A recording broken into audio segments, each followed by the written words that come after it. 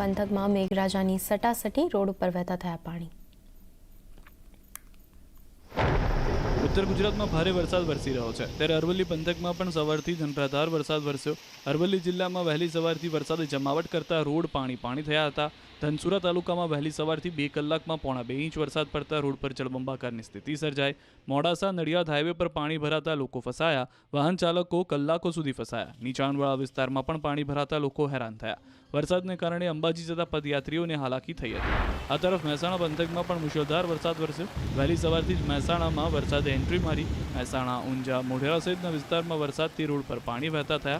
नीचाणवाळा घणा भागोमां वरसादी पाणी भराया। पाटण जिल्लामां वहेली सवारथी वरसादी वातावरण जोवा मळ्युं। पाटण शहर सहित समग्र ग्राम्य विस्तारमां धीमी धारे वरसाद पड्यो। पाटण, कमलीवाड़ा, रूनी सहित पंथकमां वरसादथी ठंडक प्रसरी गई। तो भारे आवक बाद મહીસાગર નદીનું રૌદ્ર સ્વરૂપ જોવા મળ્યું અને ગામને કરાયા એલર્ટ।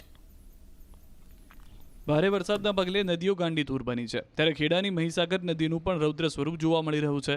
અનરાધાર વરસાદ અને ઉપરવાસમાંથી પાણીની પુષ્કળ આવકને કારણે નદીના પાણીની બમ્પર આવકના દ્રશ્યો જુઓ, જેથી નદી કાંઠાના ગામોને સાવધાન રહેવા અપીલ કરવામાં આવી છે। ઠાસરા, ગળતેશ્વરના કાંઠાના ગામોમાં એલર્ટ કરાયા છે। હાલ નદીમાં 3 લાખ ક્યુસેક પાણી છોડાયું છે। વણાકબારી વિયરમાંથી 3,40,000 ક્યુસેક પાણીની આવક છે, તો ખેડા વડોદરાને જોડતો ગળતેશ્વર ડેસર બ્રિજ બંધ કરાયો છે। પાણીની આવક વધતા સાવચેતીના ભાગરૂપે બ્રિજ બંધ કરાયો। તલાટીઓ, અધિકારીઓને હેડક્વાર્ટર ન છોડવા આદેશ આપવામાં આવ્યો। મહીસાગર નદીમાં 3 લાખ ક્યુસેક પાણી છોડવામાં આવતા તંત્ર એલર્ટ મોડ પર છે। તો ચોમાસામાં વરસાદની વચ્ચે શાકભાજીના ભાવ આસમાને પહોંચ્યા છે। સતત વરસાદને કારણે શાકભાજીના પાકને ભારે નુકસાન પહોંચ્યું છે। ભારે ઉત્પાદન ઘટતા શાકભાજીના ભાવમાં બમણો વધારો થયો છે અને જેના કારણે ગૃહિણીઓના બજેટ ખોરવાયા છે। સુરતની મુખ્ય ગણાતી શાક માર્કેટમાં જ શાકભાજીની આવક ઘટી ગઈ છે। સરદાર માર્કેટમાં શાકભાજીની શોર્ટેજ હોવાનું વેપારીઓ સ્વીકારી રહ્યા છે।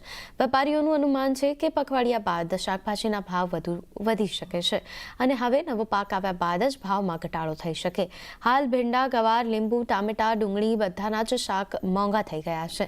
શાકભાજી સાથે ફ્રીમાં મળતી કોથમીર પણ 300 રૂપિયા કિલોએ પહોંચી છે।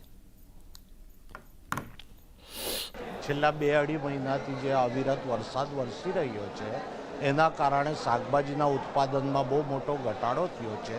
એ ઘટાડો થવાના કારણે અમારા યાર્ડોમાં શાકભાજીનો જથ્થો ઘણો જ ઓછો ઠલવાઈ રહ્યો છે।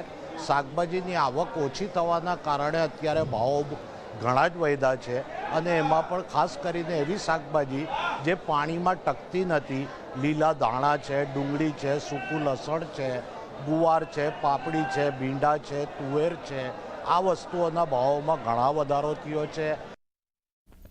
તો આ સાથે